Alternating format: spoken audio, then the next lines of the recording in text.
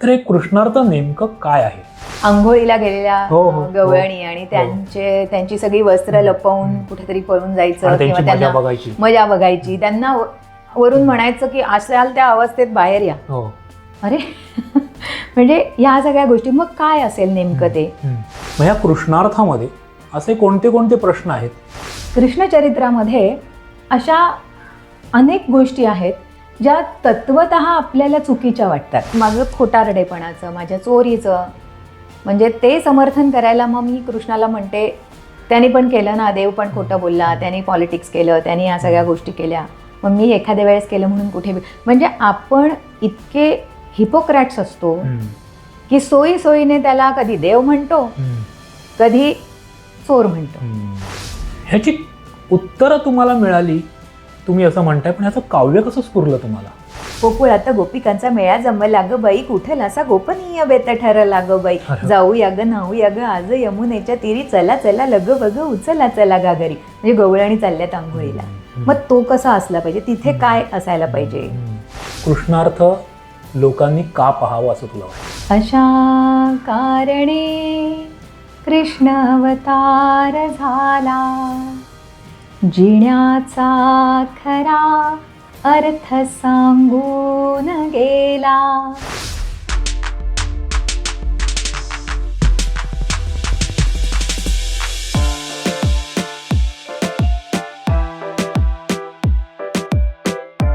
नमस्कार मंडळी, विमर्श बाय मयूर आडकरमध्ये तुम्हा सर्वांचं मनापासून स्वागत.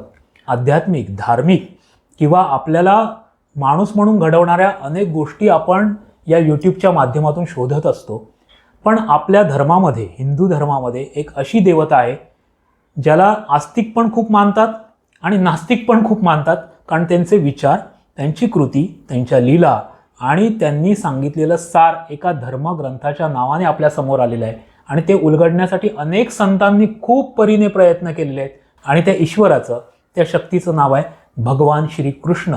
आणि हा कृष्ण आपल्याला लहानपणापासून ते अगदी मोठा भगवद्गीता सांगेपर्यंत, ते त्यांच्या मृत्यूपर्यंत अनेक गोष्टी आपल्यासारख्या असताना पण असाधारण, दैवी, चमत्कारिक आणि अद्भुत रसातून आपल्यासमोर येतं. आणि हे रस कृष्णार्थ उलगडून सांगण्यासाठी काव्यात्मक रूपातून रंगमंचावर सादर करणारी एक हरहुन्नरी कवयित्री आज आपल्यासोबत आहे. आणि तिचं नाव आहे रेश्मा कारखानीस. रेश्माताई, विमर्श बाय मयूर आडकरमध्ये खूप मनापासून स्वागत. आज मी सांगू शकत नाही, मला खूप आनंद झालेला आहे. कारण मला अध्यात्मातून जे गवसलं आहे ना, ते शोधण्याचा मला वाटतं माझी निरंतर प्रोसेस प्रत्येकाची सुरूच राहील, माझी काय. पण तुला जे गवसलं आहे ना, ते कृष्णार्थाच्या पोस्टरमधून मला प्रतिबिंबित झालं की हे काहीतरी अद्भुत आहे, हे काहीतरी विचित्र आहे. आणि हे काय सांगण्याचा रेश्मा प्रयत्न करते. ती तर एक कवयित्री आहे, ती एका कवितेमधून फेमस झाली, तिच्या महाभारतावरच्या कृष्णाच्या कवितेने फेमस झाली. तिचा मी शून्य कार्यक्रम आहे, मी शून्य ही कविताचा कार्यक्रम आहे. तर आता कृष्णार्थमधून ती काय मांडणार याची उत्सुकता मला प्रचंड आहे. तर हे कृष्णार्थ नेमकं काय आहे? मयूर, अगदी साध्या सोप्या टेक्निकल भाषेत सांगायचं झालं तर कृष्णार्थ हे श्रीकृष्णाच्या चरित्रावर आधारित एकपात्री 2 अंकी नाटक आहे. अच्छा, हे साधं आहे. पण याचं जे सादरीकरण आहे, याचा फॉर्मॅट आहे, तो एकदम वेगळा आहे. म्हणजे थोडं धाडस करून मी असंही म्हणेन की कदाचित आजपर्यंत कुठल्याही कवी किंवा कवयित्रीने आपल्या कवितांचं सादरीकरण अशा पद्धतीने केलं नसावं माझ्या माहितीप्रमाणे. बरं, हे नाटक आहे, पण रूढार्थाने आपण ज्याला नाटक म्हणतो तसं नाटक नाही आहे. म्हणजे याच्यामध्ये नाट्य आहे, कॅरेक्टर्स आहेत, पण हे नाटक नाही. याच्यामध्ये काव्य आहे, पण हा कविता सादरीकरणाचा कार्यक्रम नाही. हे याच्यात संगीत आहे, पण हा गाण्यांचा कार्यक्रम नाही. याच्यामध्ये चरित्र गायन आहे, अध्यात्म, भक्ती सगळं आहे, पण तरीसुद्धा हे कीर्तन किंवा प्रवचन नाही. मग काय, माझा एक मित्र गमतीत म्हणतो, जेव्हा हे सगळं त्यांनी पाहिलं आणि तो म्हणे हे कृष्णार्थ म्हणजे रंगभूमीवरचा नृसिंह अवतार आहे. म्हणजे कसं की दिवसा नाही, रात्री नाही, घरात नाही, बाहेर नाही, भूमीवर नाही, आकाशात नाही, असं जो नृत्य अवतार तसं हे आहे. एनिवे, पण त्याहीपेक्षा महत्त्वाचं म्हणजे कृष्ण चरित्र आहे ऑफकोर्स, पण कृष्ण कथा नाही आहे ही. अच्छा. म्हणजे श्रीकृष्णाचा जन्म कसा आणि कुठे झाला, त्यानंतर काय घडलं, त्याने बालपणामध्ये कोणत्या कोणत्या राक्षसांचा कसा कसा निपात केला, मग पुढे तारुण्यात त्याचा सगळा तो रासलीला म्हणा किंवा ह्या सगळ्या गोष्टी, त्यानंतर मथुरेला गेल्यावर काय झालं, महाभारतात त्याने काय काय केलं, कसं कसं, हे अजिबात काही त्याच्यामध्ये म्हणजे कृष्णाने काय केलं यापेक्षा त्याने ते का केलं असावं एक्झॅक्टली, कारण त्याचा अर्थ लागत नाही. उहापोह या कृष्णार्थामध्ये आहे. कृष्ण चरित्र हे फार रहस्यमय आहे, हे खूप म्हणजे कॉम्प्लेक्स आहे. जसं श्रीरामांचं चरित्र साधं सोपं सरळ, म्हणजे म्हणायला गेलं तसं तर श्रीराम फार प्रेडिक्टेबल आहेत. म्हणजे एखाद्या परिस्थितीत राम कसे वागतील, ते काय नेमकं करतील याचा अंदाज आपण बांधू शकतो, पण त्या परिस्थितीत कृष्ण नेमका कसा वागेल याचा अजिबात आपल्याला म्हणजे अंदाजच येऊ शकत नाही, इतका तो अनाकलनीय आहे. आणि मग याबद्दल बरेचदा प्रश्न पडतात. म्हणजे काही लोक जे आहेत म्हणजे भक्त आहेत, जे नाही म्हणजे कृष्णचरित्रामध्ये अशा अनेक गोष्टी आहेत ज्या तत्वतः आपल्याला चुकीच्या वाटतात. हो हो, त्याबद्दल प्रश्नही पडतात. पण तरीसुद्धा मग त्याच्या व्यक्तिमत्वामध्ये तरीसुद्धा असं काहीतरी आहे की जे आपल्याला आकर्षित करतं, आपल्याला प्रेरणादायी वाटतं, आपण त्याच्यावर विश्वास ठेवतो. मग हे पॅराडॉक्स का आहे? बरेच जण त्याला म्हणजे बहुतांश लोक इतकी सहस्त्र वर्ष नाही देवाने केलं ना, म्हणजे देवाने केलं ना, मग ठीक आहे, म्हणजे त्यावर प्रश्न फार मनात आणायचे पण नाही. देवाने केलं ना, ठीक आहे. माझ्यासारखे असे अनेक लोक आहेत की ज्यांना हे प्रश्न पडतात की नाही केलं आहे, वी कॅनॉट डिनाय दॅट, पण मग काहीतरी त्यामागे गुपित असणार, काहीतरी नेमकं. कारण जर आपण त्याला देव मानतो म्हणजे त्याने स्वतःला सिद्ध केलंय. तो प्रवास एक सामान्य व्यक्तीचा उलटा प्रवास नाहीये तो. बरेचदा लोक काय म्हणतात की तो देव होता ना म्हणून त्याला हे सगळं करायला जमलं. देव होता ना, म्हणजे जे काही त्याने त्याच्या संपूर्ण आयुष्यामध्ये किती त्याग केलाय, किती कठीण परिस्थितीतून तो त्याच्यातून पार झालाय, नाही तो देव होता म्हणून त्याला जमलं नाही, असं नाहीये. उलट आहे, तो तुझ्या माझ्यासारखा सामान्य होता, पण त्याने असामान्य गोष्टी केल्या. तो प्रवास आहे.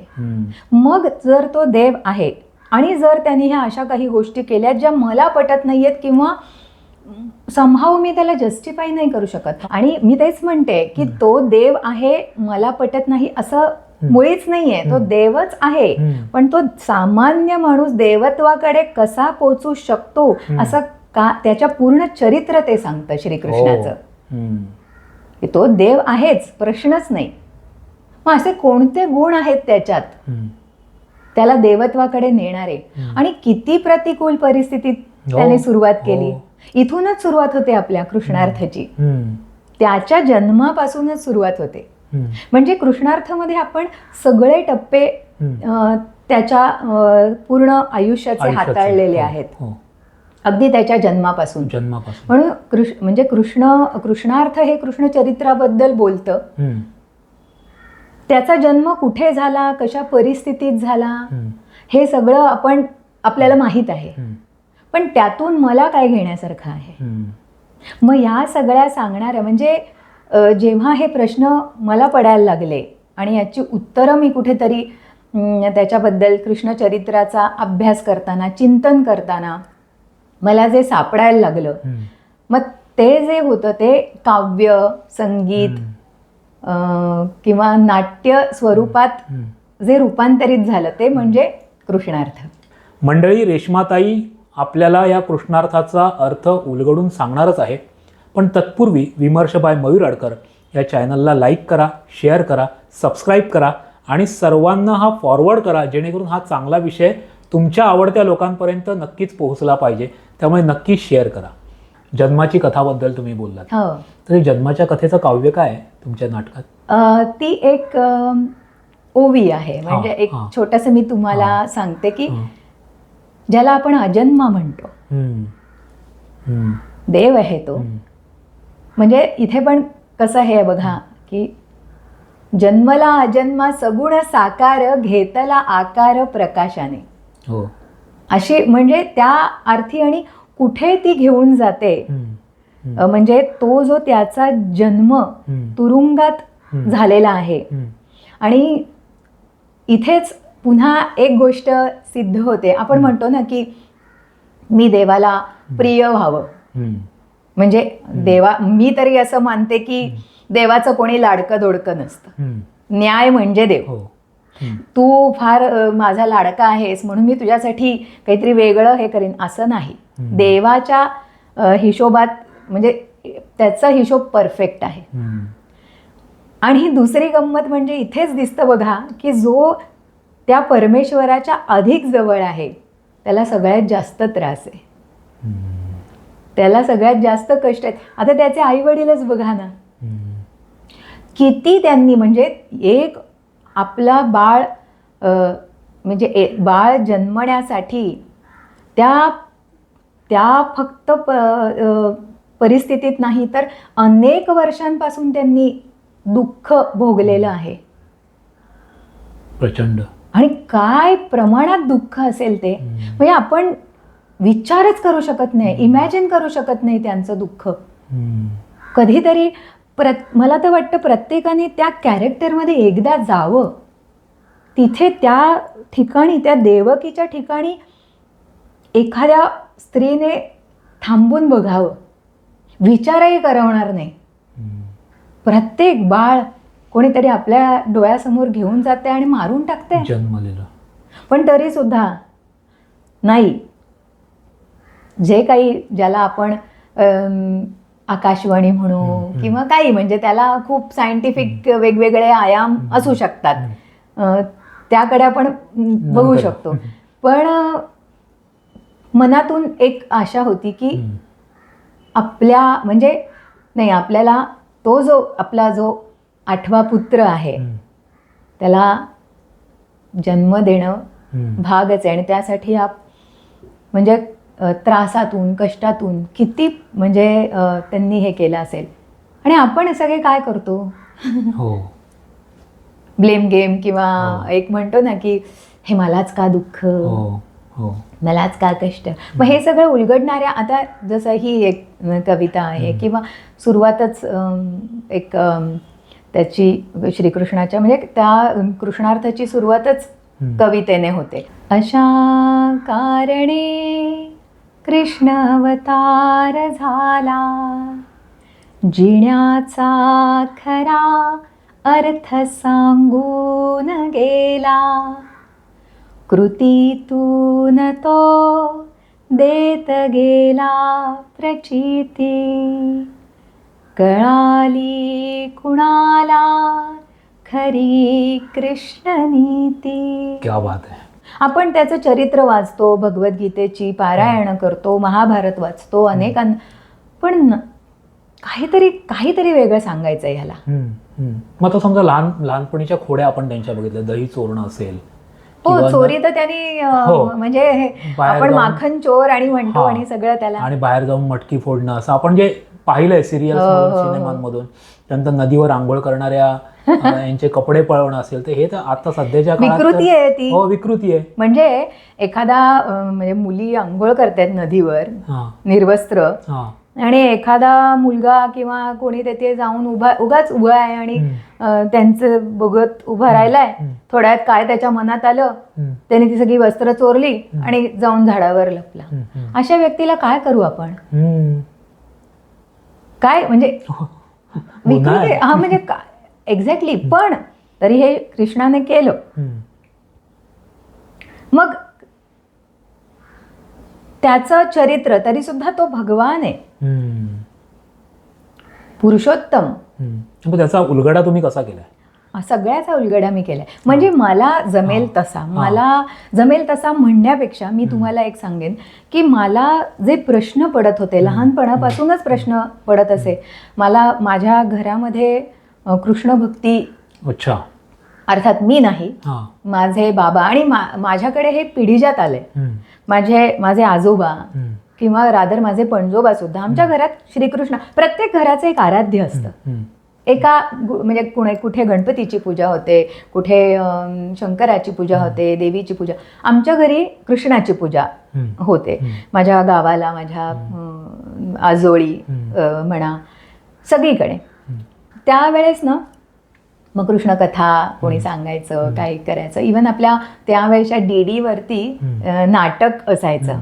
त्यामध्ये नाटकामध्ये काय तर हा छोटा बाळकृष्ण आणि ती राक्षसी सादर होईल, कथक मधून असायची वगैरे नाही. हा, आणि कधी कधी पूतना, मग तो कोणीतरी पुरुषच, विचित्र दिसणारा, दात वगैरे, आणि पूतना बनून येणार. आणि आपण आपलं क्युरियसली असं, काय बापरे, आणि हे छोटंसं बाळ, एवढं लहान बाळ हे या राक्षसीला मारतंय कसं, याबद्दल मला क्युरिओसिटी वाटायची. उत्तर मिळायचं नाही. कोणाला विचारलं तर सांगायचं लीला आहेत त्या, कृष्णाच्या देव आहेत तो. पण म्हणजे एक विज्ञान आणि एक थोडंसं तर्कनिष्ठ असल्यामुळे पटायचं नाही. म्हणजे प्रश्न अनुत्तरितच राहिलेत हे असे प्रश्न. त्यानंतर कालियामर्दनासाठी हा पाण्यात जातो नदीमध्ये, मग ते असं असं पाणी दाखवायचं त्या ह्याच्यानी, आणि मग हा राक्षस त्या नागाशी लढतोय. मला असं वाटायचं की अरे हा मुलगा माझ्यासारखाच असा, आणि हा इतका वेळ पाण्यात कसा राहतो. आपण थोड्या वेळ पाण्यात राहिलो तर असं गुदमरून जातो, आणि हा कसा इतका वेळ पाण्यात राहतो. प्रश्न विचारला की उत्तर पुन्हा तेच, देव आहे तो, मग दिसतोय तर माझ्यासारखा, बरोबर, अगदी म्हणजे आपल्या माणसासारखा. असे बरेचसे प्रश्न मला पडत गेले, ज्याची त्यावेळेस उत्तरं मला सापडली नाहीत. पण म्हणजे सतत ते डोक्यामध्ये घोळत होतं, ते जाणवते तुमच्या बोलण्यात. हा, आणि ते प्रश्न माझ्या मनात, आणि मला भाग्य, मी असं भाग्य समजेन की त्याने हे कॉग्निझन्स घेतलं. त्याने म्हणजे श्रीकृष्णाने हे कॉग्निझन्स घेतलं की हिला प्रश्न पडलेले आहेत, आणि ह्या प्रश्नांची उत्तरं हिला कुठल्या तरी माध्यमातून मिळायला हवीत, आणि ती मला मिळत गेली. मी श्रीकृष्ण, आपल्या कृष्णार्थमध्ये पूतनेच्या वधाचं विज्ञान, म्हणजे एक छोटं बाळ, काय होतं बरेचदा आपण कधी आपल्या वडिलांना किंवा आपल्या मोठ्यांना फार आगाऊपणे प्रश्न विचारले नाही. कारण तेव्हा आणि होतं सुद्धा असं की काही विचारलं गप्पा बस, मी सांगतोय ना, मी सांगते ना, नाही गप्प, असं. आताची मुलं ऐकतील का? नाही ऐकणार. आणि आपली पुढची पिढी खूप हुशार आहे. पण मग त्यांना जर आता एखाद्या तुमच्या मुलाने जर प्रश्न विचारला की बाबा पूतनेचा वध कसा काय एवढ्या छोट्या पाळण्यातल्या बाळाने केला, आणि आपल्याकडे जर उत्तर नसेल, मग त्यांना काय वाटणार की नाही, आपण काय म्हणणार की अरे तो देव होता, चमत्कार. मग ते कुठे कॅटेगराईज करणार? हॅरी पॉटर, सुपरमॅन, स्पायडरमॅन, तसा हा एक fantasy character Krishna. Super power आहे. काय बिलीव्ह करा अगर नका करू, आणि त्याचा माझा काय संबंध? माझ्यासाठी तो फिक्शियस कॅरेक्टर झाला. मग नाही, तो जर श्रीकृष्ण हा आपला समृद्ध इतिहास आहे, पहिलं तर हे ॲक्सेप्ट करायला हवं. तो देवत्वाकडे, देवाची व्याख्या सुद्धा एक सुंदर आहे. म्हणजे देव स्वामी विज्ञानानंद, मनशक्ती प्रयोग केंद्राचे प्रथम चिंतक स्वामी विज्ञानानंद, त्यांचं श्रीकृष्णावर बरंच म्हणजे अभ्यास आणि लिखाण आहे. माझ्यासाठी पण खूप प्रेरणा आहे त्यांचं लिखाण. आणि त्यांनी इतक्या सुंदर सुंदर गोष्टी, तर देवाची एक खूप सुंदर व्याख्या केलेली आहे त्यांनी. देव या शब्दामध्ये द अधिक एव द अधिक एव, हा. देव म्हणजे द अधिक एव, जो सदैव देतो अच्छा. तो म्हणजे देव. हा. जो सदैव देतो, जो सदैव दुसऱ्यासाठी उपलब्ध आहे, काहीतरी चांगल्यासाठी उपलब्ध आहे, निस्वार्थ आहे. किती सुंदर व्याख्या आहे बघा. खूप छान. आणि आपल्याला देव म्हणजे काय वाटतं? चमत्कार. चमत्कार. आपल्याला फास्ट रिझल्ट्स पाहिजेत, एक्झॅक्टली, इझी गोईंग. पण कृष्णाने तर त्याच्या संपूर्ण चरित्रामध्ये किंवा तो जो जगला आहे त्याच्या जगण्यामध्ये इतक्या डिफिकल्टीज आहेत त्याच्या संपूर्ण याच्यात. पण आपण मग परत काय होतं बघा, म्हणजे जस्ट इमॅजिन की एक छोटं बाळ आहे नॉर्मल, आणि तो बाहेर खेळायला जातोय आणि कोणीतरी त्याच्यावर हल्ला करतोय. अचानक कुठला एक राक्षस आला, म्हणजे राक्षसी मनोवृत्तीचं कोणतरी आलं, कोणीतरी त्याच्यावर गाडाच सोडला, कोणीतरी असं बैलच मार्का सोडला. काय असेल मनोअवस्था त्या मुलाची, तो किती म्हणजे हे असेल. त्याच्यातून स्वतःला वाचवत तो पुढे आलेला आहे, तुमच्या माझ्यासारखाच आहे. पण मग एवढे सगळे कष्ट, एवढे सगळे त्याचे जे प्रयत्न आहेत, त्याला आपण देव म्हणून डायल्यूट करून टाकतो. यार त्याला जमलं आणि फॅन्टसी म्हणून बघतो. अरे आता मला सांगा, तुम्ही एखादी गोष्ट अचीव्ह केलेली आहे तुमच्या मेहनतीने, प्रखर म्हणजे परिश्रमाने, कष्टाने, त्यागाने एखादी गोष्ट अचीव्ह केलेली आहे. एखाद्या कुठेतरी समजा असं आपण असं गृहीत धरू की एक मोठं कुठलं तरी पदवी तुम्हाला मिळाली किंवा एखाद्या ऑर्गनायझेशनमध्ये एक मोठं पद मिळालेलं आहे. तुमचं मागचा प्रवास न बघता इतकं लोकांना कळलं की त्या कंपनीचे जे मॅनेजिंग डिरेक्टर आहेत ते तुमचे भाऊजी आहेत. काय त्याच्यात काय सहज त्याला जमलं. मग गेलं ना तुमचं सगळं आधीचा जो कष्ट आहे त्याच्याकडे कोण बघणार, आणि मग ती प्रेरणा घेणार कुठून? मग लोक काय म्हणतात, म्हणजे काय मागणार काय, की मला मयूरसारखा कष्ट, जे मयूरने जे कष्ट केलंय त्याचं पूर्ण शून्यापासून जे त्याने विश्व निर्माण केलंय ते नाही, मला मयूरसारखा एखादा भाऊजी मिळाला तर बरं आहे. शॉर्टकट्स असं. पण कृष्णाचं चरित्र आपण खऱ्या अर्थाने त्याचा त्याग आपण समजून घेतला त्या गोष्टींमध्ये, मग त्याच्यात म्हणजे एक सामान्य व्यक्ती असामान्य कशी होते याचं उदाहरण आहे. रेश्माताई, तुम्ही मगासपासून जे सांगताय की जे प्रश्न, कृष्णाबद्दलची जी उत्सुकता, कृष्णाबद्दल तुम्हाला जे वाटलं की ही गोष्ट घडली ती इतक्या सहज घडली, त्याच्याकडे तुमच्या बघण्याचा दृष्टिकोन वैज्ञानिक होता किंवा चिकित्सेने तुम्ही पाहिलं, तुम्हाला त्याबद्दल जेव्हा प्रश्न पडले तेव्हा तुम्ही म्हणालात की एक उत्तरं शमवून दिली देव आहे असं सांगून. मग ह्या कृष्णार्थामध्ये असे कोणते कोणते प्रश्न आहेत की जे कृष्णार्थ उलगडून सांगता आणि त्याच्यावर चिकित्सा तुमच्या मनामध्ये होती त्याचीच उत्तरं तुम्हाला मिळालेली आहेत, तुम्ही काव्यातून मांडलेले आहेत? असं 1, 2, 3, 4, 5 काय प्रश्न आहेत, काय इन्सिडन्सेस आहेत त्याच्या लाईफचे, आणि काय तुम्ही सांगू पाहताय त्याच्यातून? कृष्णार्थामध्ये अगदी त्याच्या जन्मापासून ते त्यांनी सांगितलेल्या भगवद्गीतेपर्यंत, म्हणजे आपण ज्याला भगवान श्रीकृष्ण म्हणजे देवकी नंदन ते भगवान श्रीकृष्ण हा प्रवास, आणि त्यामध्ये अनेक कॉन्ट्रोवर्शियल गोष्टी किंवा ज्या आपल्याला थोड्या बुचकळ्यात पडणाऱ्या गोष्टी आहेत त्या, म्हणजे सगळ्यात आधी तर जसं मगाशी मी म्हटलं की पूतना राक्षसीचा वध कसा काय केला, त्याच्या मागे विज्ञान काय, कसं एक बाळ मारू शकतं. प्रॅक्टिकली तर ते पॉसिबल नाही आहे, तुमच्या माझ्यासारख्या एका ह्युमनला ते पॉसिबल नाही आहे. मग कसं काय, मग ते नेमकं काय झालं असेल तेव्हा, त्याने चोरी का केली, त्याच्या चोरी मागचा हेतू काय, त्याने तो खोटं बोलला, अनेक गोष्टी. बरं, अजून एक गंमत आहे त्याच्यामध्ये की गोवर्धन पर्वत त्याने करंगळीवर उचलला. गोवर्धन पर्वत नेमका त्याने कसा उचलला. एक 7-8-10 वर्षाचा छोटासा मुलगा एक पर्वत उचलतो आणि पुन्हा आपण त्याला म्हणतो तुमच्या वयासारखा सामान्य व्यक्ती आहे, हाडामासाच्या शरीरात, शरीर कैदेत बंदिस्त असा, लिमिटेशन्स आहेत त्याला. मग तो कसा गोवर्धन उचलतो. आपण बघतो फोटोग्राफ्समध्ये असा करंगळीवरती छानपैकी पर्वत उचललाय. त्याचं ते नेमकं काय आहे.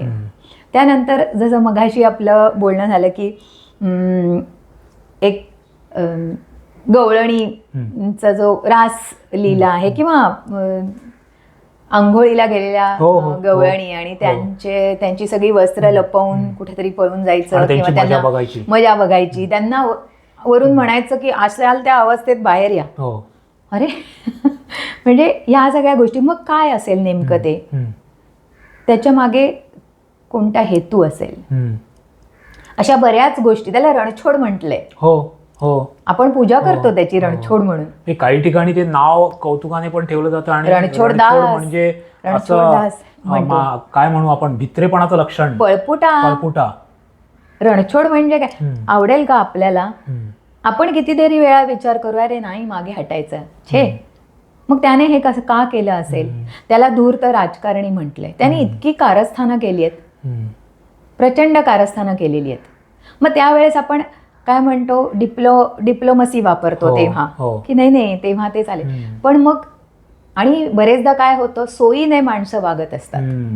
आपण खरं तर खूप सोयीने वागतो. जेव्हा एखादी गोष्ट मला जमत नाही तेव्हा मी म्हणते की त्याला जमलं तो देव होता ना, चमत्कारी अवतारी पुरुष, मला कसं जमणार. आणि माझं खोटारडेपणाचं, माझ्या चोरीचं, म्हणजे ते समर्थन करायला मग मी कृष्णाला म्हणते अरे हां त्यांनी पण केलं ना, देव पण खोटं बोलला, त्यांनी पॉलिटिक्स केलं, त्यांनी या सगळ्या गोष्टी केल्या, मग मी एखाद्या वेळेस केलं म्हणून कुठे. म्हणजे आपण इतके हिपोक्रॅट्स असतो की सोयीने त्याला कधी देव म्हणतो, कधी चोर म्हणतो, आपल्या सोयीने.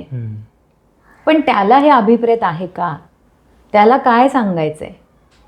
असं म्हटलं जातं की श्रीकृष्णाचा अवतार हा कलियुगाच्या, म्हणजे तिथून कलियुग सुरू झालं, म्हणजे शेवट जो म्हणतो द्वापार युगाचा. मग त्याने जी भगवद्गीता सांगितली, म्हणजे आता पुढे मी असेन नसेन, पण मी तुम्हाला एक SOP देऊन जातो. जीवन जगण्याचा SOP.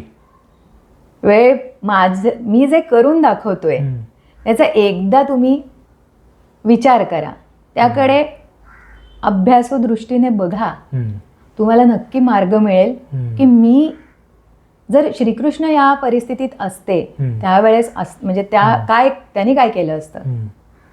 हा प्रत्येक उत्तर त्याच्या चरित्रामध्ये आपल्याला मिळतं. तर मग ह्या सगळ्याचा, आणि हे ज्या गोष्टी आहेत ना ज्याबद्दल आपण म्हणतो की पॉलिटिक्स आहे, आता कितीतरी अजून एक सांगण्यासारखं आहे की जसं मी म्हटलं की कृष्ण म्हणजे कारस्थानी. अनेक कारस्थानं त्यांनी केली, कूटनीती वापरली. कूटनीती. तर या कृष्णार्थमध्ये मी 1-2 गोष्टी अशा सुद्धा म्हणजे ती कारस्थानं उलगडून सांगितलेली आहेत, ज्याबद्दल कदाचित आजपर्यंत म्हणजे कोणी त्याच्याबद्दल चर्चा वाच्यता किंवा त्याबद्दलचा विचार कुठेही मांडलेला नाहीये. त्याच्या कारस्थानांबद्दलचा त्यांनी शब्दछल कृष्णार्थात मिळतोय का? हो, नक्की मिळतोय. म्हणजे असे बरेचसे त्याच्यामध्ये हे मोमेंट्स आहेत की अच्छा हे असं आहे का. आणि हे माझ्या बाबतीत पण झालंय. आता जे कृष्णार्थ बघायला येतात त्यांच्या बाबतीत होतच, पण हे माझ्या बाबतीतही झालंय. म्हणजे महाभारताच्या रणभूमीवर जेव्हा एक गोष्ट आपण त्यातली पाहिली, जे अर्जुनाचा जो संभ्रम होता तो त्यांनी तोडला. अर्जुन जिथे अवघडला होता तिथे त्यांनी त्याचं अवघडलेपण काढलं. जिथे युद्ध म्हणून, जिथे नीती म्हणून, जिथे पॉलिसी म्हणून एक भाग त्या युद्धाचा यायला हवा होता, तिथे त्यांनी सोयीस्करपणे काय वेगवेगळ्या गोष्टी घडवलेल्या आपण ऐकतो, पाहतो. आणि त्याचा विचार जेव्हा आपण आपल्या आयुष्यात करतो ना, तेव्हा असं वाटतं की हा, कृष्णाने हे केलं ना, मला पण करायला हरकत नाही. पण इथे हेतू काय? खोटं बोलून फसवलं ना, तर मलाही करायला हरकत नाही. कुठल्याही कृती मागचा हेतू हा त्या कृतीची नैतिकता ठरवत असतो. अच्छा. त्यामागे त्याचा हेतू काय होता आणि माझा हेतू काय होता आहे. माझा हेतू नेमका काय आहे, माझा स्वार्थ, आणि त्याचा हेतू काय होता, हे जेव्हा आपण डिफरन्शिएट करतो, यामध्ये जेव्हा खऱ्या अर्थाने आपण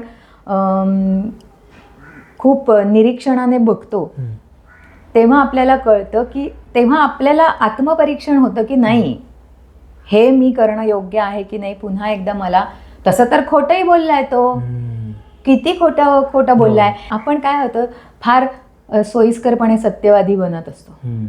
जिथे आपला फायदा असतो तिथे आपण स्वतःच्या फायद्यासाठी खोटं बोलतो.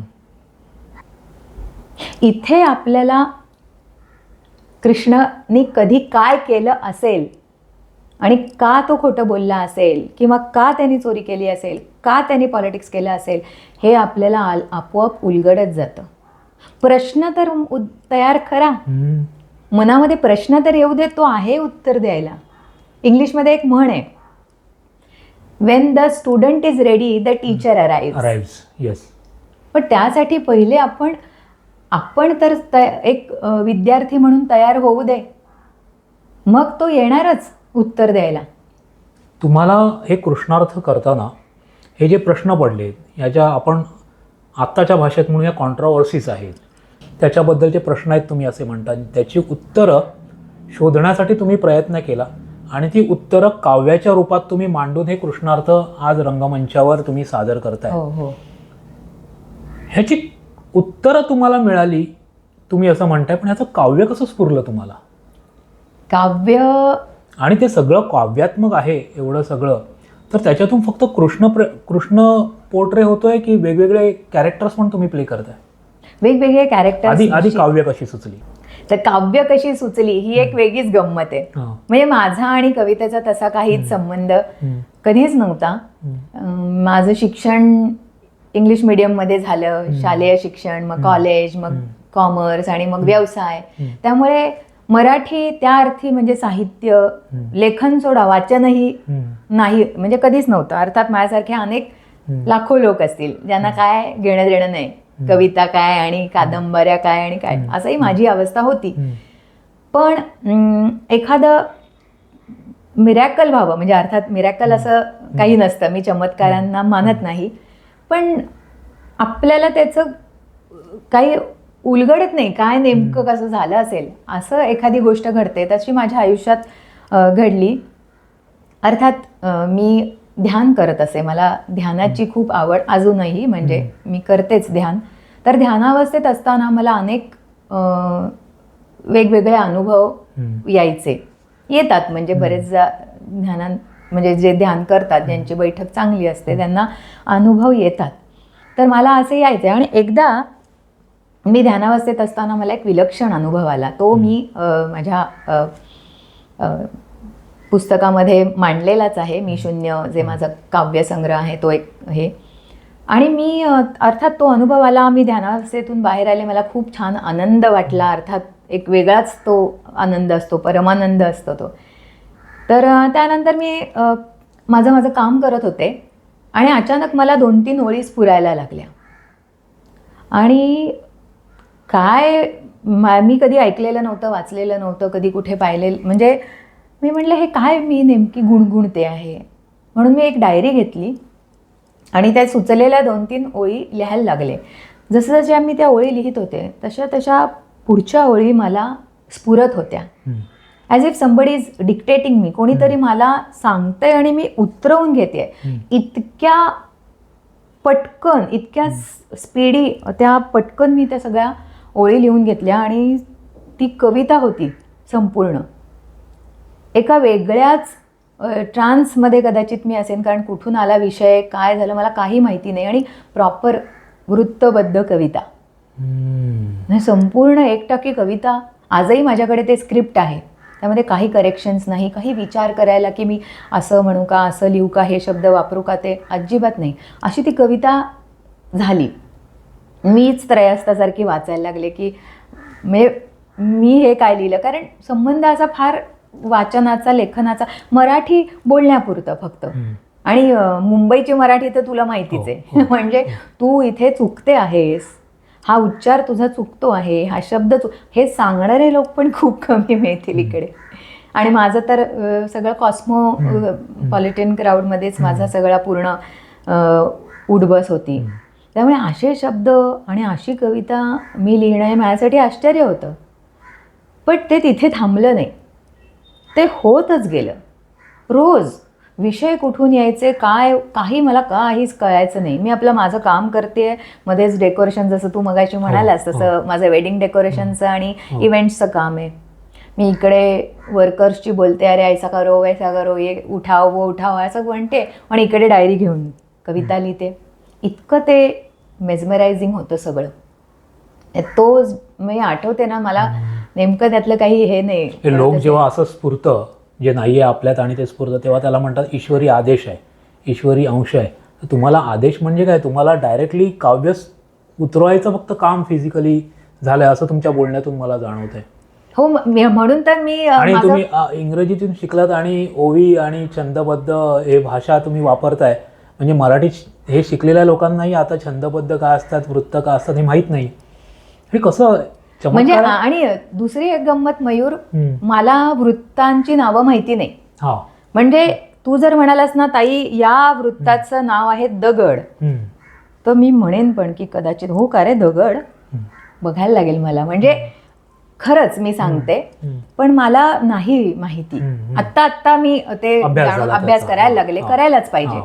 पण सुरुवातीला म्हटलंस तर नाही, मला काही माहिती नाही. पण येत मात्र सगळं वृत्तात होतं, सगळ्या प्रॉपर. म्हणजे सगळ्या, इव्हन कृष्णार्थमधल्या ज्या कविता आहेत त्या सगळ्या वृत्तबद्ध कविता आहेत. अच्छा. सगळ्या, कुठलीही मुक्त छंदातली किंवा अशी हे नाहीये. त्यामुळे हे कसं येत होतं, काय येत होतं, मी सगळ्यांना हे झाल्यानंतर अर्थात मी म्हणते की आपण एक टर्म आहे की मिडलाईफ क्रायसिस. तर माझ्या आयुष्यात मिडलाईफ सरप्राईजेस झालेत. मग ह्या कविता होत गेल्या, कृष्णार्थच्याच कविता झाल्या अशा नाही, असं नाही. वेगवेगळ्या जॉनरासच्या कविता, मग विषय वेगळे, मग त्याच्यामध्ये प्रेम, निसर्ग, भक्ती, अध्यात्म, आपलं एक डे टू डे लाईफ, थोडंसं ह्युमरस, अशा वेगवेगळ्या, मग गझल झाल्या, अशा अनेक कविता होत गेल्या. आणि मीनवाईल त्याच्यामध्येच कृष्णार्थच्या सुद्धा कविता, ज्या आत्ता मला कधीच, मी ठरवलेलं नव्हतं कृष्णार्थ वगैरे असं काही करेन, पण कविता होत गेल्या. आणि हा 12 वर्षांचा प्रवास आहे कृष्णार्थ म्हणजे.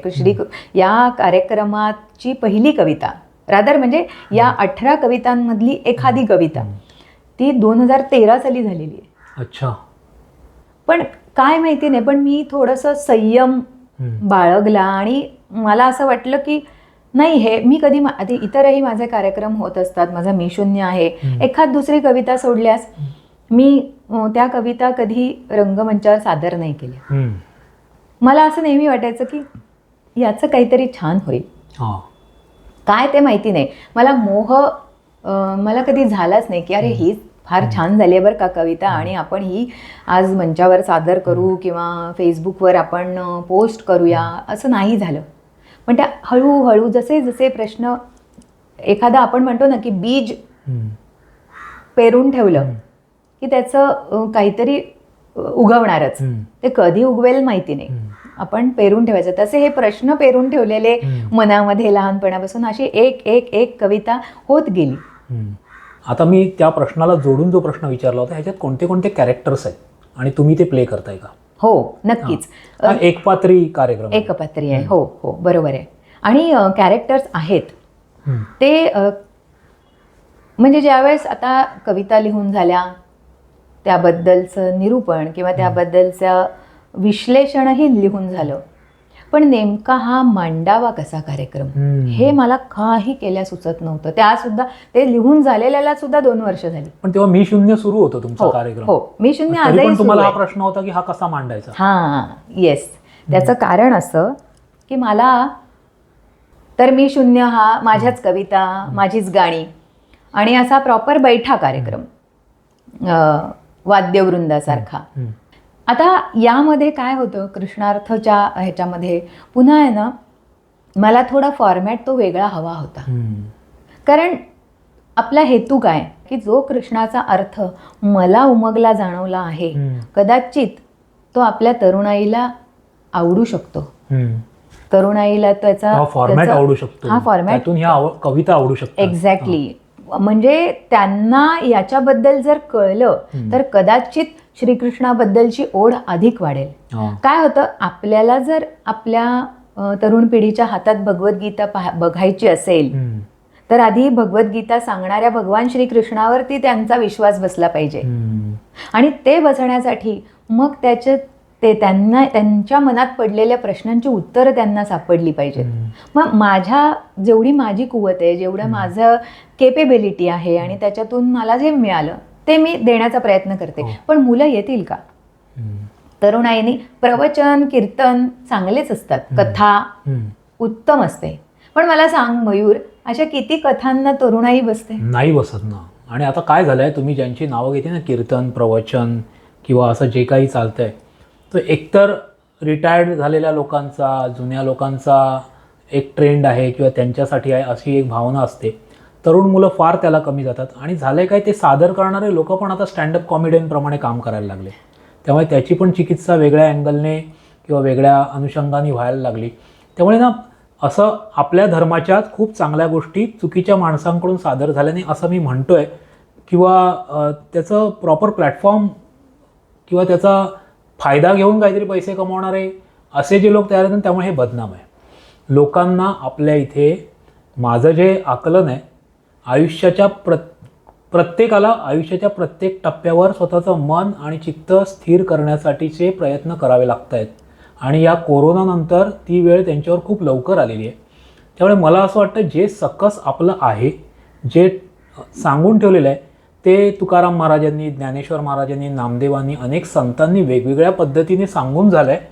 आणि त्यातूनही जेव्हा नाही लोकांपर्यंत पोहोचत आहे, तर यातली किमान एक तरी ओवी अनुभवावी इथपर्यंत हे संत मंडळी येऊन गेलेत. आणि त्यानंतर तुमच्यासारखी मंडळी काव्यातून कृष्णार्थ उलगडून सांगतात. तर मला हे जास्त कौतुकास्पद वाटतं. आणि मला असं वाटतं की जेव्हा हा इंटरव्ह्यू जर एखाद्या तरुण मुलांनी किंवा मुलींनी पाहिला ना, तर जे वाह्यात जोक्सचे कार्यक्रम स्टँडअप कॉमेडी म्हणून सध्या सादर होत आहेत, त्याच्यापेक्षा तिथे जर 100 लोक जात असतील ना, इथे 2 लोक जरी आले ना, तरी पुरेसं आहे. मी असं अगदी मी माझ्या कार्यक्रमांमध्ये बघते, जसं तू मघाशी मला विचारलास प्रश्न की याच्यामध्ये कॅरेक्टर्स आहेत का, तर त्याचं उत्तर देताना मी तेच म्हणलं की जेव्हा मला असं वाटलं की तरुणाईने हा बघावा कार्यक्रम, कारण आपण काय होतं, काही म्हणजे शोकांतिका अशी आहे की पुन्हा आपण कथांमधनं सांगतो काय, जे त्यांना ऑलरेडी माहिती आहे. They are curious about what is behind it, may be what is the under current, काय आहे नेमकं. आणि ते जर आपण सांगण्याचा प्रयत्न किंवा इथे मला त्याची उत्तरं मिळतील असं जरी त्यांना वाटलं, तर कदाचित त्यांना त्याबद्दल आकर्षण वाटेल, येतील. आणि मग त्यांना आवडेल ह्या फॉर्ममध्ये आपल्याला प्रेझेंट करायला पाहिजे. मला आवडेल, मी अशी बसणार तांब्या पेला घेऊन, सॉरी टू से, खुर्चीत बसणार, टेबल आहे हे, आणि मी आपलं बोलत राहणार, दॅट विल त्यांना अपील नाही होणार. मग त्यांना पडलेले जे प्रश्न आहेत ते कोणाच्या तरी तोंडी आपण दिले पाहिजेत, असं मला वाटलं. की हा प्रश्न पडलाय की तू असं का करतोस, असं का वागतोस, मग असं कोण असेल जो त्याला अधिकाराने विचारेल, काय रे खोटं बोलतोस, चोऱ्या करतोस, मग असं कोण विचारेल? त्याची आई विचारू शकते, विचारलंच तिने. घरात इतकं भरभरून असताना तू बाहेर चोऱ्या का करतोय, तू लोकांच्या पोरांना गोळा करतोस, नासधूस करतोस, वाटेल ते करतोस, इतका त्रास देतोस, काय विचारेल सांग ना. काय विचारेल? प्रत्येक आईकडे ना एक मुलाला घाबरवण्यासाठी काहीतरी एक हे असते, बुवा आला, हा हे करीन, बाबांना नाव सांगीन, अमुकला काहीतरी करीन, तुला पंख्याला उलटं बांध वाटेल ते असं काहीतरी. हिच्याकडे आपलं ते उखळीला बांधून ठेवते. तर मग ती त्याला ॲज इट इज नेहमीप्रमाणे चल तुला उखळीला बांधून ठेवते. तर हा काय सांगतो बघ, हा, नको नको ग आई मला तू बांधू उखळीला, नको नको ग आई मला तू बांधू उखळीला, सांगतो खरे खरे मी तुला. आम्हीच केले गोरस चोरी, आम्हीच केले गोरस चोरी, या साऱ्यांचा मीच पुढारी. दह्या दुधाची हंडी फुटली, लोण कढीची भांडी लुटली, करणी ही माझीच माऊली, कबूल आहे मला, सांगतो खरे खरे मी तुला. मज शिक्षा देण्याआधी पण ऐकून घे ना याचे कारण, मज शिक्षा देण्याआधी पण ऐकून घे ना याचे कारण, पटले नाही तुला जराही तर ती शिक्षा मान्य मलाही. उगाच साऱ्यांनी चोरीचा आळ असा घेतला, सांगतो खरे खरे मी तुला. आता तो काय जस्टिफिकेशन देतो बघा. दूध असे ज्या बछड्यांसाठी, दूध असे ज्या बछड्यांसाठी, त्यांच्या पाठीत घालून काठी, स्वतः दुधाची चोरी करता अन आम्हाला वेठीच धरता.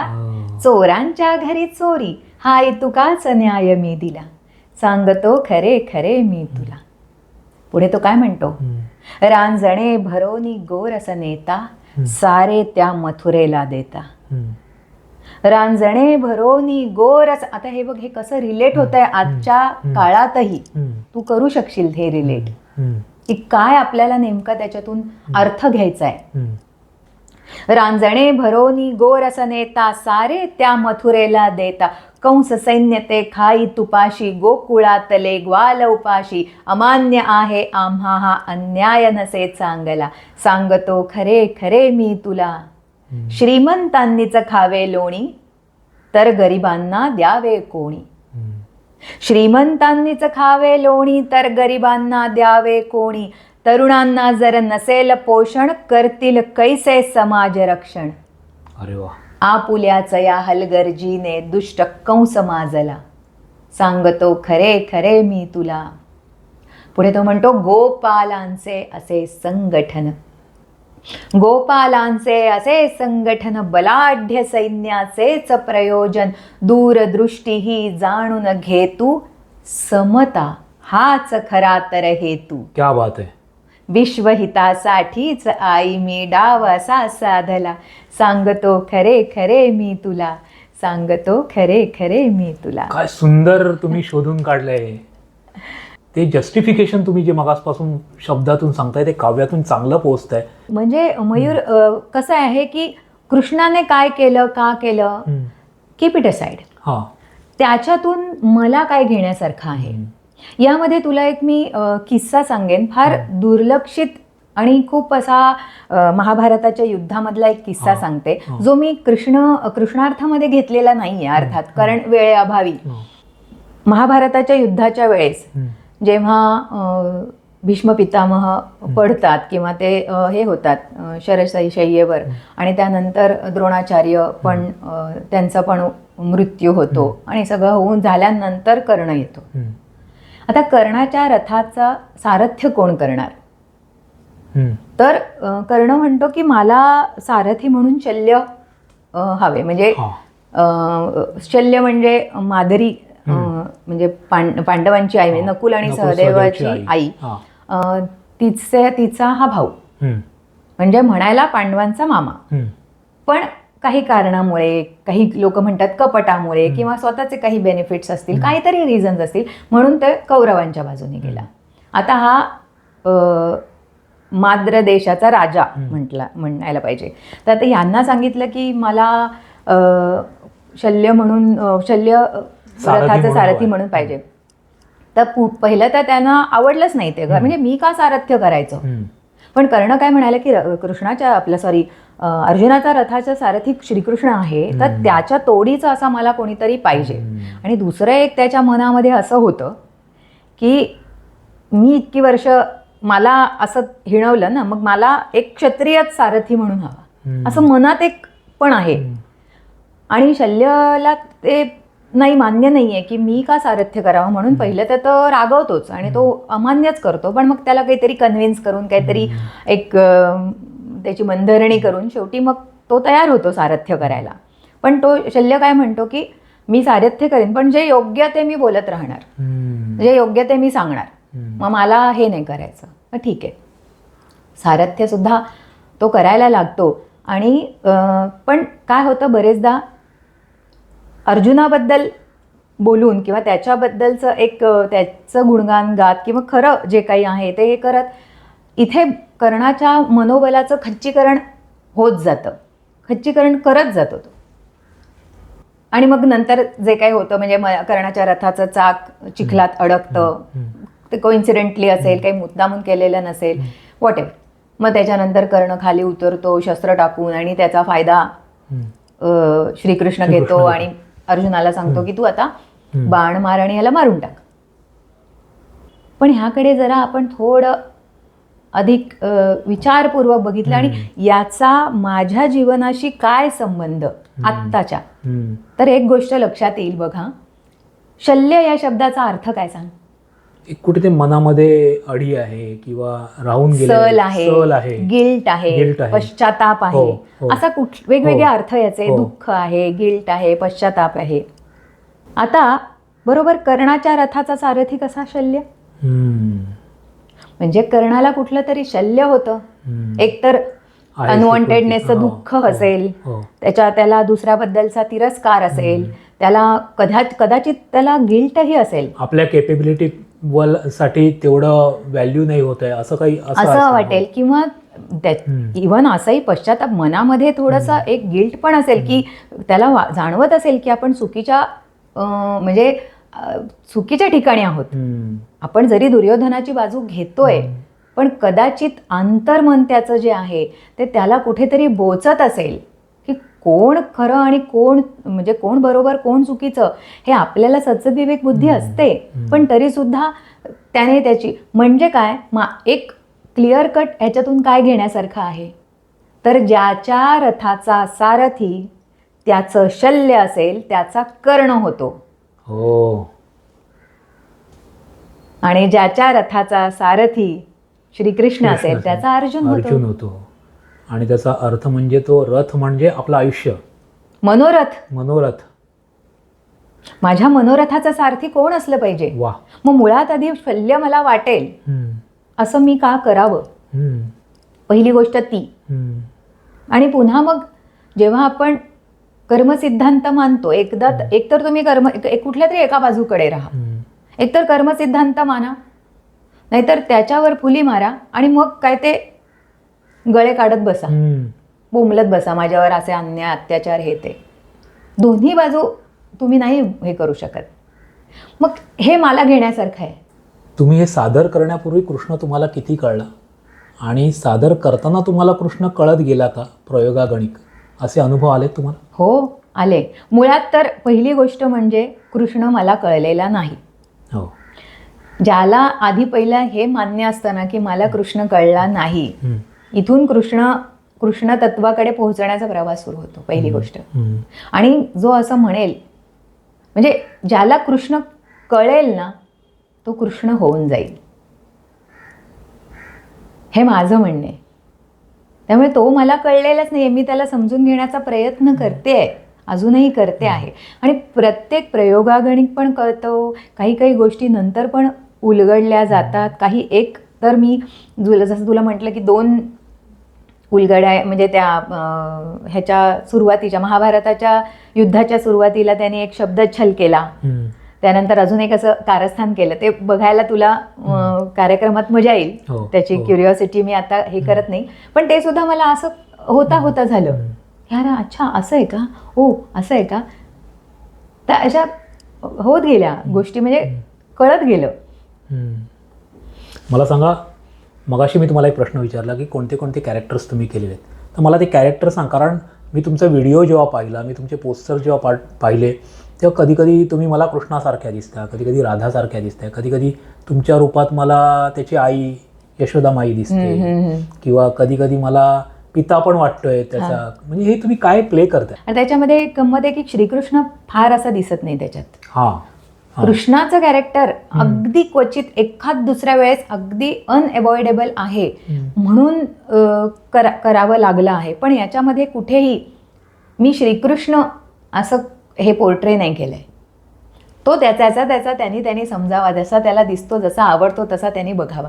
पण मग त्याला प्रश्न कोण विचारणार? मग त्याची आई विचारेल, बलराम विचारेल, त्याचा मोठा भाऊ आहे तो विचारेल, अर्जुन संभ्रमित होईल, तो म्हणेल अरे असं काय सांगतोयस मला तू. त्या अर्जुनाने त्याला हे पण सांगितलं, म्हणजे विचारलं, जेव्हा कर्णाचा वध करायला सांगितलं, अर्जुनाने फार असा ज्ञानी असल्यासारखा अगदी अरे असा कसा मी कर्णाचा वध करणार आणि निशस्त्र योद्ध्याला मारणं हे युद्ध नियमात बसत नाही, नीतिबाह्य आहे वगैरे असे फार फिलॉसॉफी झाडली आहे कृष्ण.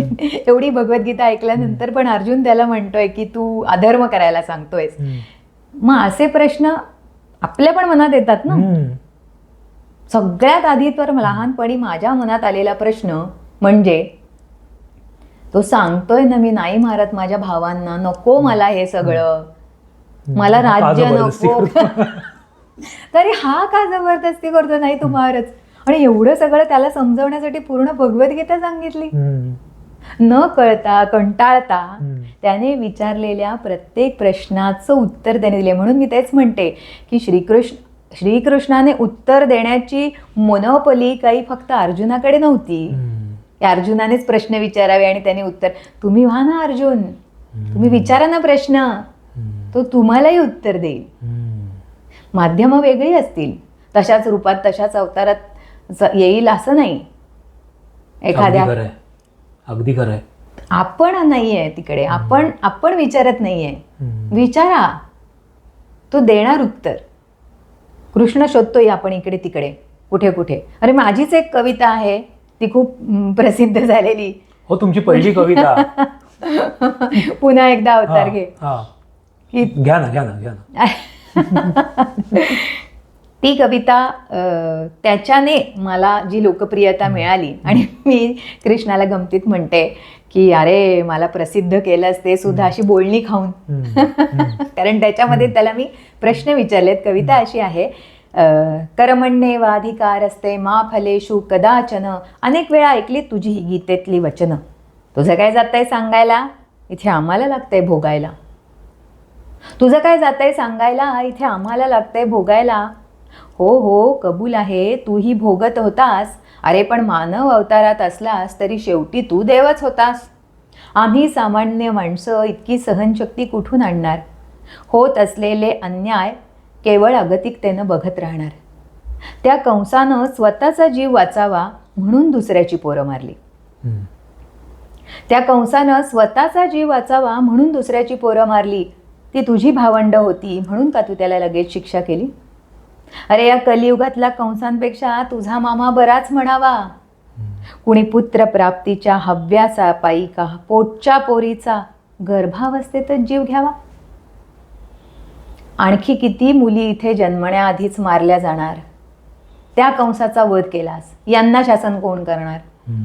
आणि काय रे, एका द्रौपदीला वस्त्रे पुरवून तू स्वतःला देव म्हणवतोस. इथे अनेक स्त्रियांवर बलात्कार होतात, त्यावेळी तू कुठे असतोस. अत्याचारी दुर्योधन दुःशासन आज 8 मानेनं मोकाट फिरतात. अन्याय झालेल्या स्त्रीला मात्र सामाजिक घाव झेलावे लागतात. सत्तेसाठी लोचट अनेक धृतराष्ट्र अजूनही येथे जगतायत. सत्तेसाठी लोचट अनेक धृतराष्ट्र अजूनही येथे जगतायत. आंधळेपणाचं सोंग घेऊन खुशाल होणारे अन्याय बघतायत. त्या सगळ्या नराधमांना कधी आणणाऱ्यास ताळ्यावर, की गांधारीसारखी अंधपट्टी तूही बांधलीस तुझ्या डोळ्यावर. अर्जुन तुझा लाडका म्हणून का त्याच्यासोबत कायम राहिलास. अर्जुन तुझा लाडका म्हणून का त्याच्यासोबत कायम राहिलास. आणि आम्हाला मार्ग दाखवायला फक्त भगवद्गीता ठेवून गेलास. तुझी गीता वाचत बसायला कुणाला आहे का वेळ पुरेसा. तुझी गीता वाचत बसायला कुणाला आहे का वेळ पुरेसा. आणि तू स्वतः समजावल्याशिवाय मतितार्थ कळेल कसा. प्रवचनांचं पाहतोयस ना कसं होऊन बसलंय व्यवहारीकरण. तुझ्या नावाने भक्तांना फसवायचं आणि पैसे कमवायचं साधन. मूर्तिरूप पुरे झालं. मूर्तिरूप पुरे झालं. आता प्रत्यक्षात तू यायलाच हवं. दुष्ट वृत्तीचा विनाश करत पुन्हा चक्र सुदर्शन फिरायलाच हवं. माणुसकी संपत चाललीये कृष्णा. माणुसकी संपत चाललीये कृष्णा. आता तरी परत ये. कलियुगाचा उद्धार कर. पुन्हा एकदा अवतार घे. कलियुगाचा उद्धार कर. पुन्हा एकदा क्या अवतार बात घे. आहे, क्या बात आहे. किती म्हणजे मला आता असं वाटतं की तू फक्त कार्यक्रम म्हणून किंवा काव्य म्हणून कृष्णार्थ नाही केलेला आहे, तर तुझ्या मनामध्ये अध्यात्माबद्दलचे नाहीत किंवा नुसतं कृष्णभक्ती घरात होती म्हणून नाही, तुझ्यामध्ये अनेक प्रश्न असे दडलेले आहेत व्हर्टिकली आणि ते प्रत्येकजण वेगवेगळ्या अँगलमधून बाणासारखे बाहेर पडतात तुझ्या कवितेमधून असं म्हणावं लागेल मला. म्हणजे तू कृष्णाच्या कूटनीतीबद्दल आपण बोललो, तू इथे पुन्हा राज्यकर्त्यांबद्दल बोलते आणि एवढ्यावरच थांबत नाही तर तुझे व्हिडिओज पाहताना मला एक पॉलिटिकल सटायर रॅप पण सापडला, तोही आला. म्हणजे एवढे आयाम आहेत रेश्माताई तुझ्यामध्ये आणि फक्त कवयित्री म्हणून तुला त्या चौकटीत बांधणं मला बरोबर वाटत नाही. कारण आज जे आपल्या पूर्वीच्या कलाकारांनी केलं ना ते आता राजाश्रय मिळवून म्हणून गप्प बसून सगळं पाहतायत आणि कुणी काही बोलत नाही याचं खूप फावतंय लोकांना. कारण मांडणार कोण? कारण लोकांना कुणीतरी सांगणारं वाट दाखवणारं लागतं ना, तेच लोक गप्प बसून राहिलेले आहेत. आणि त्यातून तू कवितेतून ही वाट मोकळी करून देतेस विचार करायला, प्रश्न विचारायला, उत्तरं शोधायला आणि जाब विचारायला तू वाट मोकळी करून देतेस असं मला या ठिकाणी वाटतंय. कारण तुझ्या कृष्ण भक्तीत फॅमिलीतून तू कवितेतून कृष्णार्थापर्यंत येऊन पोचलीस. तू कृष्णासारखंच एक, मी म्हणत नाही रूप घेऊन, पण त्याचा एक अंश उचलून तू जाब विचारायला कवितेचा आणि वेगवेगळ्या माध्यमाचाही वापर करते. मनोरंजनाच्या माध्यमातून, रंगमंचाच्या माध्यमातून, किंवा आपल्या पिढीला प्रवचन आणि कीर्तन हे नाही आवडत आहे, मग त्यांना कविता आवडते का, त्यांना गाणं आवडते का, त्यांना नाटक आवडणार आहे नाटकातून, त्यांना सादरीकरणातून. They want infotainment. आणि एवढंच नाही, सध्याच्या यो कॅटेगरीतल्या मुलांना तू रॅप पण सांगितलेला आहे. हे मला तो रॅप पण मला ऐकायचा आहे. तर ते ऐकवते अर्थात. राजकारण, फक्त राजकारण, जिथे जिथे जिथे बघू तिथे तिथे सुरू आहे बस राजकारण, फक्त राजकारण.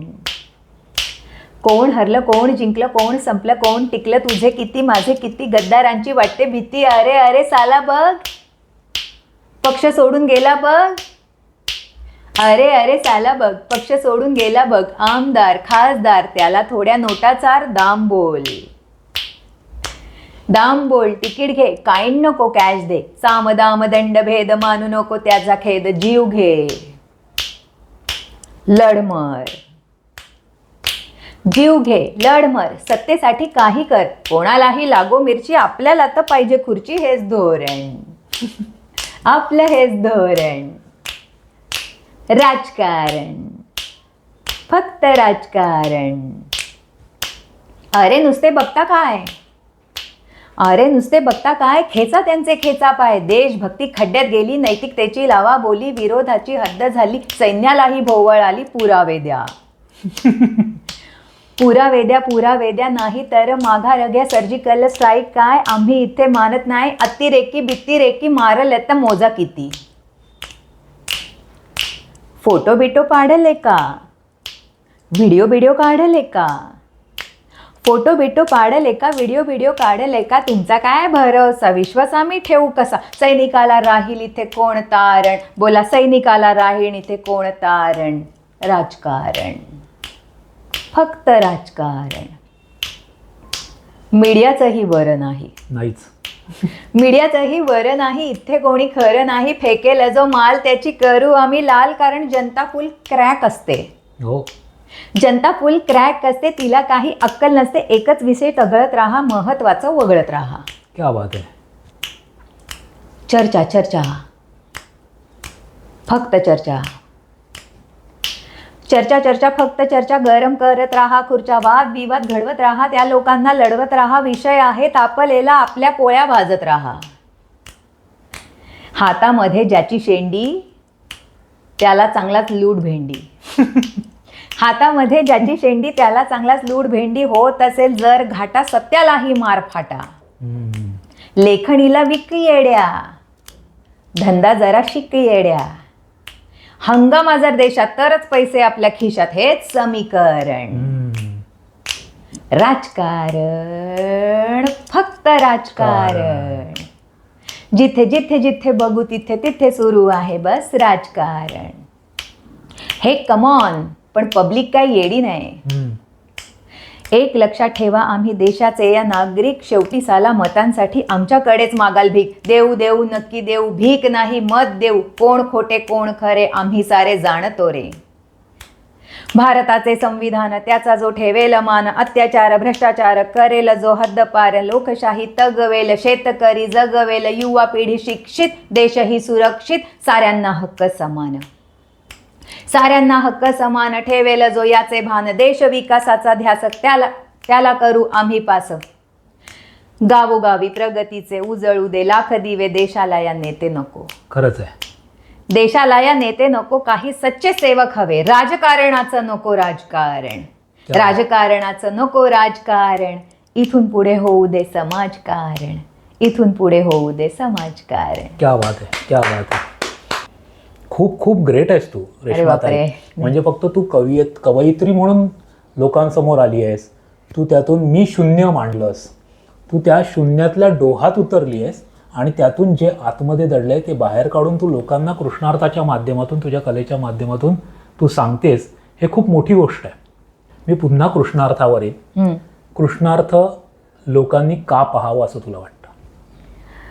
कृष्णार्थ मध्ये सगळ्यांसाठी सगळं काही आहे. बरेच म्हणजे जे नाट्यप्रेमी आहेत त्यांनी एक वेगळा नाट्य प्रयोग किंवा एक वेगळा फॉर्म म्हणून त्यांनी बघावा. जसं मी मगाशी म्हटलं की अशा पद्धतीने आपल्या काव्याचं सादरीकरण अशा पद्धतीने कुठल्या कवीने किंवा कवयित्रीने करण्याचा आजतागायतचा प्रयत्न नसावा असं माझ्या तरी माहितीत नाहीये. म्हणून एक वेगळा, हा काही जनरल असा आपण त्याला म्हणतो की काव्य सादरीकरणाचा कार्यक्रम नाहीये, थोडा वेगळा एक मी फॉर्मॅट यूज केलेला आहे ह्याच्यामध्ये. म्हणून नाट्यप्रेमींनी बघावा, एक वेगळा नाट्यप्रयोग म्हणून बघावा. नाट्यप्रेमींनी अर्थात जे कृष्णभक्त आहेत, कृष्णप्रेमी आहेत, त्यांनी श्रीकृष्णाबद्दल आपल्याला अधिक काहीतरी कळेल, थोडंफार त्यांनाही खूप माहिती असेल, मी काही फार ज्ञानी नाहीये, पण असं काहीतरी मिळेल की जे कदाचित त्यांना माहीत नसेल. मग त्यांनी त्याकरता बघावा. तरुणांनी निश्चितच बघावा. कारण मी जसं म्हटलं की श्रीकृष्णाचं चरित्र हे जीवन जगण्याचं SOP आहे. खरंच आहे. आपण ज्याला कृष्णाबद्दल, मी तुला सांगते ना मयूर, की माझ्या या कार्यक्रमातून एखाद्याला जरी मी श्रीकृष्णाच्या थोडं तरी जवळ घेऊन जाऊ शकले, मी कृष्ण नाही समजावू शकत कारण की तो मलाच कळलेला नाहीये त्या अर्थी तेवढा, पण जेवढा कळलाय तेवढा तू मांडतेस. हां, आणि ते ऐकून किंवा ते पाहून जर एखाद्याला वाटलं की हे कृष्णचरित्र अभ्यास करण्यासारखं आहे, हे फार इंटरेस्टिंग आहे, आपल्याला अधिक अभ्यास केला पाहिजे, असं जरी वाटलं ना तरी ते माझं फलित आहे. तर त्यामुळे मी खास म्हणेन की आपल्या तरुणांनी बघावा, ज्यांना हे प्रश्न पडतात किंवा ज्यांच्याकडे उत्तरं नसतात. बरेचदा असं होतं ना, आपल्या देवांबद्दल, आपल्या संस्कृतीबद्दल, आपल्या सनातन संस्कृतीबद्दल अनेक प्रश्न पडतात आणि असेच सहस्त्र वर्ष माझ्यासारख्या अनेकांनी, लाखो लोकांनी प्रयत्न केलेत, म्हणून तर कृष्ण आपल्यापर्यंत आजपर्यंत आहे ना. हो, पुढे पुढे पुढे पुढे पोचत गेलाय आणि आपल्याला पुढच्या पिढीपर्यंत, पुढच्या पिढीला सुद्धा द्यायचा आहे. पण तो त्यांच्या माध्यमातून, त्यांच्या, म्हणजे आपल्याला जे सांगायचं आहे ना ते तर आपण सांगायचंच आहे. पण त्यांना काय ऐकायचंय, त्यांना कशा पद्धतीने ऐकायचंय, त्यांच्या फॉर्मॅटमध्ये आपल्याला त्यांना, म्हणून तरुणांनी हा बघितलं पाहिजे. की माझ्या बऱ्याच कार्यक्रमांचं जर तू माझ्या फेसबुकवर वगैरे पाहिलंस तर मी त्याच्यात खूप जणांचे सगळे, आणि हे ना खूप मनापासून बोलणारी लोक आहेत, हे ऑर्गॅनिक आहेत, हे कुठलेही इम्प्लांट, म्हणजे आपण एक सांगतो ना की तू बोल बरं नाही. अरे कार्यक्रमामध्ये मी तुला सांगते मयूर, कार्यक्रम झाला ना की मला इतकं छान वाटतं ना, कारण लोकांच्या डोळ्यांमध्ये ते मी बघते आणि लिटरली आम्हाला पण बोलायचंय म्हणत लोक थांबलेले असतात रांगेत. कारण ह्याच्यामध्ये मी प्रत्येक विचार वेगवेगळ्या जॉनराजमध्ये मांडण्याचा प्रयत्न केला आहे. प्रत्येक कविता ही एका वेगळ्या वृत्तामध्ये आहे. एका वेगळ्या फॉर्मॅटमध्ये आहे. मग ती गवळण असू दे, त्याच्यामध्ये असा एक गोकुळात गोपिकांचा मेळा जमला ग बाई, कुठला असा गोपनीय बेत ठरला ग बाई, जाऊया ग नाहूया ग आज यमुनेच्या तीरी, चला चला लग बग उचला चला गागरी. म्हणजे गवळणी चालल्यात आंघोळीला. मग तो कसा असला पाहिजे, तिथे काय असायला पाहिजे, एखादा मूड, एखादा अलौकिक कृष्ण नीतीचे खुलासे मांडते आहे, कथारण छोड रायाची रणांगण सांगते आहे. कोण सांगते तर रणांगण सांगते. तिथे कसा बाज असला पाहिजे. तूच तुझी हो ढाल प्रसंगी, तूच तुझी तलवार, उठ मैत्रिणी होय स्वतःच्या रक्षणास तय्यार, सखे ग तूच तुझी असं म्हणजे वीररसाची कविता कशी असली पाहिजे. अशा पण तोही अभ्यासनासारखा आहे. म्हणजे प्रत्येकासाठी काही ना काहीतरी त्याच्यामध्ये सापडेल. मी शून्य, मी तुला म्हटलं ना, माझ्या पुस्तकाचं नाव किंवा कार्यक्रमाचं नाव, ज्यावेळेस मी या नावाने कार्यक्रम लॉन्च करत होते किंवा पुस्तकाचं नावही मी ठरवलं ना, तेव्हा मला सगळे म्हणाले मी शून्य. बरेच जण असे म्हणाले हे असलं कसलं निगेटिव्ह नाव. मी म्हटलं मी शून्य हे निगेटिव्ह कसं असू शकतं. शून्य हे निगेटिव्हही नाही आणि पॉझिटिव्हही नाही आहे, ते न्यूट्रल आहे. आणि सायन्स पण म्हणतं झिरो टेंड्स टू इन्फिनिटी. शून्य आणि अनंत एकच आहे असं त्याला हे. मंडळी, रेश्माताई तिच्या ज्या मी शून्य पुस्तकाबद्दल बोलते ते हे पुस्तक आहे मी शून्य. आणि ह्याच्यावरचे कार्यक्रम मी शून्याचे पण होत असतात. आणि जसं मी म्हणालो की तिला हे मी शून्य सुचलं, या कविता सुचल्या आणि या डोहात ती जात गेली आणि इथूनच या कृष्णार्थाचा जन्म झालेला आहे. त्यामुळे शून्यातून काय उगम पावतं आणि ते कसं असतं त्याचं एक उदाहरण आज आपल्याला या पॉडकास्टमध्ये पाहायला मिळाला रेश्माताईच्या रूपाने, कृष्णार्थाच्या अनुषंगाने. तर हा कृष्णार्थ आपण अनुभवण्यासाठी, एक श्रीकृष्णाच्या लीला पाहण्यासाठी, त्या लीलांमधून पडलेल्या प्रश्नांची उत्तरं शोधण्यासाठी आणि स्वतःचं मन त्या बालकृष्णासारखं करून हा माखनचोराचा प्रसाद जो दहीभाताचा असेल किंवा दयादुधाचा असेल तो चाकण्यासाठी हे कृष्णार्थ पाहणं हे क्रमप्राप्त आहे. अनेक मनोरंजनाचे किंवा विरंगुळ्याचे क्षण अनुभवण्यासाठी आपण मनोरंजनाचे अनेक मी म्हणेन की व्यासपीठ किंवा प्रकार आपण पाहतो. तर हा एक रंगमंचावर जिवंत सादर होणारा, एक पात्री, अतिशय सुंदर नेपथ्य असलेला, अतिशय सुंदर रंगीबिरंगी दिसणारा, एकाच व्यक्तीने अनेक अंगांनी सादर केलेला आणि सांगू पाहणारा कृष्ण तुम्हाला जर अनुभवला यातून, तर मला असं वाटतं की या कार्यक्रमाचा, आजच्या पॉडकास्टचं आणि आपण माणूस म्हणून जन्म घेतल्याचा एक छोटंसं सार्थक होईल. रेश्माताई, खूप छान, मला आज आनंद झाला. एक चांगला माझ्या आवडीचा विषय तू मांडतेस आणि आज तो सादर करायला तू आमच्या विमर्शच्या प्लॅटफॉर्मवर या यूट्यूब चॅनलवर आलीस, त्याबद्दल तुझे मनापासून धन्यवाद. हा कृष्णार्थ तुझ्या माध्यमातून तुला जो कळला आहे, तुला जो कळतोय अजून, आणि प्रोसेस निरंतर तुझी चालू राहो, ती तशी लोकांपर्यंत प्रतिबिंबित होत राहो, अशा शुभेच्छा देतो आम्ही तुला. धन्यवाद. मयूर, तुला पण खूप तुझंही कौतुक आणि तुझंही अभिनंदन की ह्या सगळ्या मी जे तुझे आता पॉडकास्टचं थोडंसं रेफर केलं आणि मला एक गोष्ट त्याच्यामध्ये आवडली आणि जाणवली की तू खूप वेगळे वेगळे विषय हाताळतोयस. म्हणजे अशा लोकांना बोलवतोयस, मे बी ते काही खूप मोठे सेलिब्रिटीज आहेत का किंवा खूप आधीच लोकांना माहिती आहेत का, इररेलेव्हंट ऑफ दॅट, तू चांगले विषय घेऊन येतोयस, चांगल्या लोकांना चांगल्या लोकांपर्यंत पोहोचवण्याचं एक माध्यम तुझं पॉडकास्ट बनतंय. तर त्यासाठी तुला खूप खूप शुभेच्छा. असे तुझे छान सबस्क्रायबर्स वाढत राहोत आणि मी तुम्हा सगळ्यांना या निमित्ताने आवाहन करीन, कृष्णार्थ बघायला तर याच, पण मयूरचं हे जे चॅनल आहे विमर्श, त्याला सुद्धा नक्की तुम्ही लाईक, शेअर आणि सबस्क्राईब करा. आणि खूप खूप धन्यवाद मयूर. छान वाटलं, बरं वाटलं फार.